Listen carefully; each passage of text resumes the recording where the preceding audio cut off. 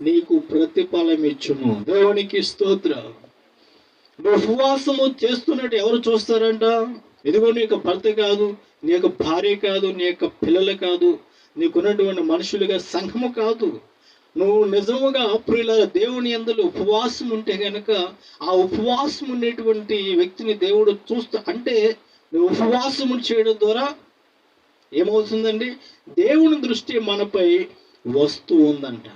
దేవుని దృష్టిలో ఎప్పుడైతే పడతావో, నీకు వాక్యం ఉంది, ఎవడు దీనుడై విరిగి నలిగిన మనసు గలవాడు ఆయన మాట వినిచి వణుకుచుండును వానిని నేను దృష్టిస్తూ ఉన్నాను.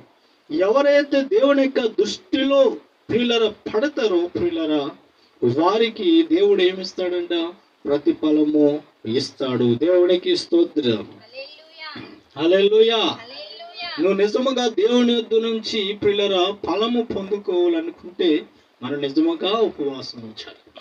ఒక వ్యక్తిని చూద్దాం పరిశుద్ధ గ్రంథంలో గమనించినట్లయితే ప్రియులరా, ఆ యొక్క 40 రాత్రులు 40 పగళ్ళు ప్రియులరా ఆయన ఏమి అయినా తాగలేదంట, ఏమీ అయినా తినలేదు.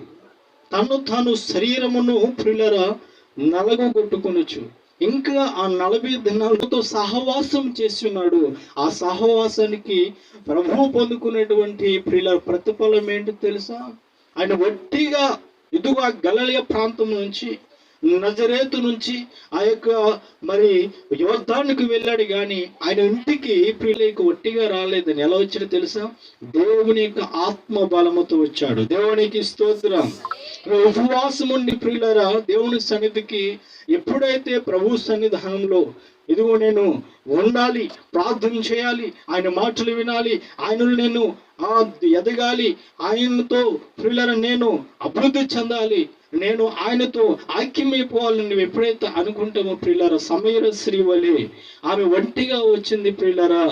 ఎదుగో వంటి పాత్ర నాకు వదిలేసి, ఈ లోకం అనేటువంటి ఆ ఒంటి పాత్రను వదిలేసి నిండు కుండతో ఇంటికి వెళ్ళినట్టుగా ప్రియులారు ఎట్టిగా రావడం కాదు, ఒట్టిగా వెళ్ళిపోవడము కాదు, వచ్చి ప్రియులారు ఆయన చేత ఆత్మ ఫలమును పొందుకుని వెళ్ళాలి. దేవునికి స్తోత్రం.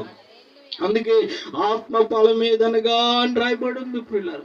అన్నయు నీలో ప్రియులారు దేవుని యొక్క ఆత్మ ఫలాలు ఏంటనుకున్నావు? దేవుని యొక్క ప్రియులరం మరి ప్రియులరు ఆయన యొక్క మంచితనం అంతయు ఆత్మ ఫలాలు కనిపిస్తుంది. నువ్వు దేవుని ఆత్మ చేత ఎప్పుడైతే నింపబడతావో ప్రియులరా, ఆయన మంచితనం అంతయు నీ హృదయంలోనికి ప్రవేశిస్తుంది. దేవునికి స్తోత్రం. హల్లెలూయా. ప్రతిఫలము ప్రియులరా, ఉపవాసము ఉండి ఎదుగో నువ్వు దుఃఖించుచు, ఎదుగో మనపూర్వకముగా ఎదుగో ఆయన వైపుకి ఎప్పుడైతే తిరుగుతావో, ఆయన మాటకి ఎప్పుడైతే విధేయత కలిగి ఉంటావో ప్రియులారా, నువ్వు ఆత్మ చేత నువ్వు నింపబడతావు. దేవునికి స్తోత్రం.